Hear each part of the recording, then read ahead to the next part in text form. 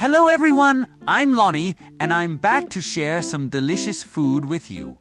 Today we're making pork trotter soup with soybeans. Without further ado, let's get started.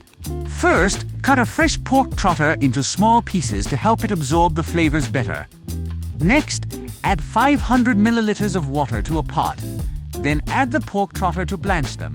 Once the water comes to a boil, remove the pork trotter and drain them to get rid of any blood and impurities, which will make the broth clearer. Then, heat 15 milliliters of oil in a pot. Once hot, add the pork trotter and stir-fry for a few minutes. After that, add 50 grams of yellow soybeans and continue to stir, allowing them to mix well with the pork trotter. When the soybeans are lightly toasted, pour in 500 milliliters of water, just enough to cover the pork trotter. Next, add 8 dried red dates and 2 dried prunes along with 3 grams of salt to season the broth. Cover the pot and bring it to a boil over medium heat. Once it's boiling, transfer everything to a pressure cooker and cook for 20 minutes.